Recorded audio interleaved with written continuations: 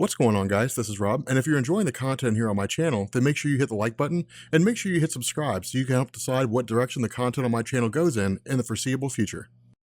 There's not a soul on the face of the planet who understood what the heck was going on in a Batman comic in the 1960s. Anybody who tells you otherwise is full of hoo-ha juice. Batman comics were so ridiculous in the 1960s, they didn't make sense to anybody. But here was the deal. Okay, so we've talked about Batman being canceled in the past, right? I mean, or it was almost canceled. You know, this guy, Frederick Wortham, wrote a book, said comic books were corrupting kids. The Comics Code Authority was formed, and they said, well, now we've got to tone down Batman so he's not a vigilante. We can't glorify crime, different things like that. And so the stories just became ridiculously outrageous, and this is one of those stories. Welcome to the rundown, guys. This is a story where I'm just like, hey, here is something that I thought was kind of cool and you guys should check it out too. This one's a little bit different. Instead of this being like, yeah, I thought this story was amazing, I'm like, oh, this story is ridiculous. So this is the story of how Batman became a baby. Now, what we do is we just pick up with Batman and Robin going to like this hideout, right? This guy named Nails Finney, and this guy has a gang, and Nails Finney hired a dude named Garth. Now, apparently Batman and Robin had faced off against Nails at some point along the line. Nails said he was going to get his revenge, and he hired Garth for the purpose of exposing Batman to a shrink ray that would make him a little kid. So like Batman and Robin roll into the hideout, right? And they're just like, and you guys are all going down. So they start beating the hell out of all of them, right? I mean, it's just like, bam, like he punches one of them and they explode. And then suddenly Garth like blows out this ray, right? It's like exposes Batman to the shrink ray. And then Batman like shrinks down to the size of a kid. Nails throws like a smoke bomb and suddenly everybody's immersed in smoke. And when it all clears, Nails and his gang are gone. And then Dick Grayson's like, damn, golly gee, Batman, like you're a little kid. Holy pre-puberty, Batman, you are a little kid. And so then Garth turns around and like apparently took photos of Batman as a kid, because that's not weird, and then like mails them off to the Gotham Gazette, right? And so the guy at the Gotham Gazette's like, yeah, man, Batman's like the most important person in Gotham City right now because he's like the only reason why we have people who are afraid of crime. I guess the smart thing for me to do is to like show everybody to not be afraid of Batman by publishing the photos of him being a kid. And so from here, we transition back to Garth and Nails, right? And Garth is like, yeah, man, Batman sucks now. Like he's a little baby. And Nails is like, yeah, man, we did it, dude. Like, you know, everybody tried to kill Batman. We just made him a little kid. Meanwhile, at the Wayne Mansion, Bruce Wayne is sitting on a pile of books because he's too short to sit at the regular table. Apparently they don't have a high chair. And, you know, he's sitting there, he's like, man, dude, if only there was a way to like undo this by going back to the shrink ray. So then they start experimenting with him, right? Because I mean, that makes sense. Like a grown man gets turned into a kid, conduct experiments. And so they just start having him like punch a bag and doing gymnastics. Apparently Bat Baby has all the strength of adult Batman, and he's still got the mind of adult Batman. And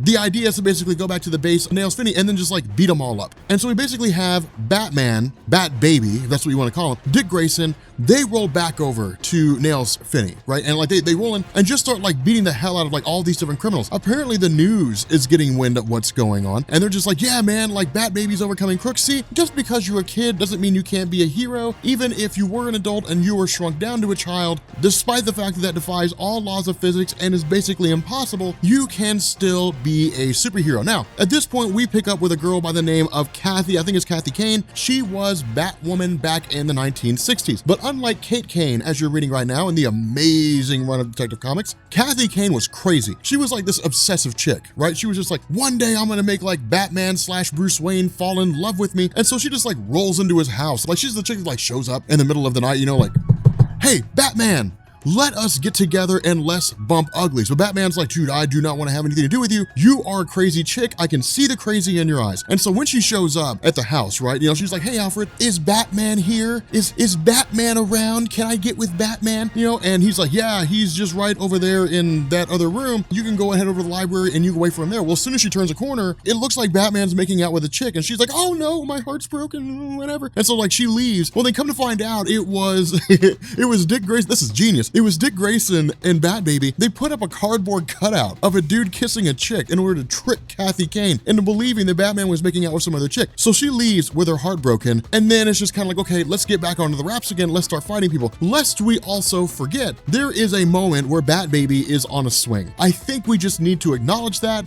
happened. This is all in continuity, guys. This is all in Batman's continuity. This actually happened to Batman. This is not like an Elseworld story. It's not an alternate reality. This actually happened. So with with Dick Grayson and Batman rolling back to the lair of like Garth and Nails Finney and all these different guys, they basically go through and start beating them all up. Here's the crazy thing about this. Dick Grayson is like, hey, I need to create a distraction so Batman can get to the machine. He does. We never see him use it. Instead, suddenly now he's an adult. And so it's like, okay, well, Batman's an adult now. And then they beat up all the criminals, you know, they beat the hell out of him, probably kill them. And then we have Batman just basically take the Bat Baby costume and make it a trophy for himself. That is the story of Bat Baby. Isn't it crazy as hell? Batman comics in the 1960s were absolutely nuts. And no one ever really understands what in the heck is going on with those. Okay, so apparently there is a story that explains why it is that Batman and Robin are going after Nails Finney. It is called The Plants of Plunder. Batman and Robin fight plants. So 1960s Batman comics are like a treasure trove of insanity. Now what this does is apparently like Batman and Robin show up on the scene of a crime. Nails Finney and his gang are like robbing this Oriental jewel importer's place. They're dressed in asbestos suits. You know, I guess they're like spraying people down with asbestos. I mean, that's terrible. Asbestos causes cancer. Like that's a terrible thing to do. But apparently, I guess they were just like running up on folks. Batman and Robin get inside the jewel store after the criminals escape, right? And they run up on the guy and they're like, hey man, what happened? And he's like, dude, I don't know, man. These dudes rolled up here in like abatement suits and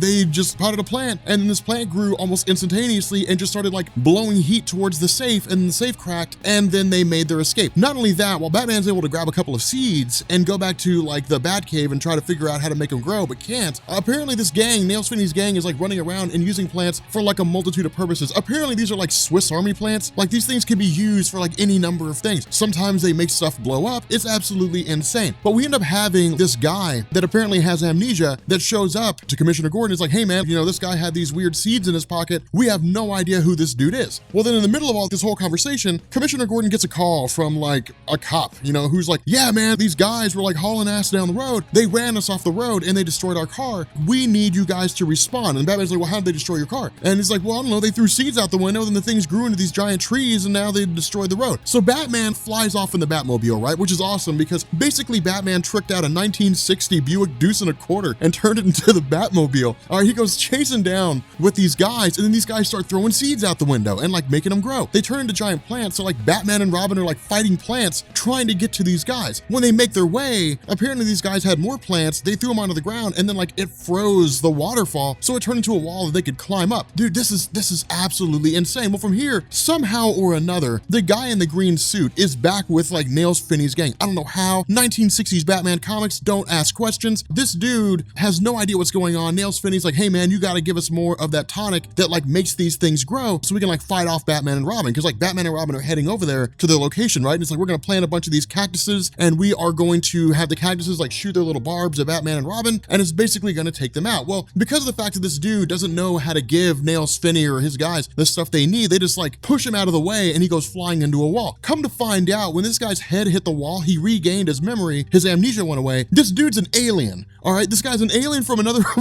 this is insane. This guy's an alien from another planet who showed up here. He had seeds. Nails Finney and his guys took the alien seeds and started using them for their own purposes. And so like in the midst of all this, while Batman and Robin are like fighting these cactuses, they're fighting these plants, the alien comes out and like sprays the plants down, shoots them with some kind of an energy ray, and like the plants go back to their normal position or whatever it is. And the alien's like, I'm never gonna allow people to use my plants for such devious purposes. So then like Batman and Robin basically take out Nails Finney and his gang pretty easily. And the alien is like, hey, I really appreciate it. I'm glad that you guys were able to take these guys out. I'm gonna go ahead and grab my plants and my seeds. I'm gonna go home. Batman's like, cool man, peace. And then they take Nails Finney and they arrest him, but somehow Nails Finney and his gang got away. But that is, dude, this is absolutely insane. Dude, 1960s Batman, like Batman comics in the 60s are like a treasure trove of absolute insanity. Like this is literally what happened. I'm not blowing things out of proportion. This is what happened in the comic. This is what took place here in this story that I'm telling you about right now.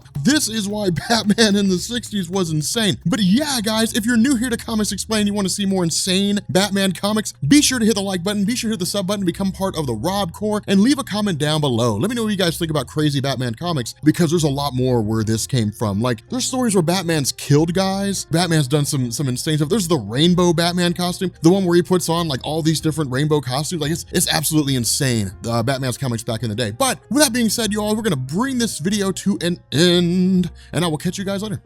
Peace.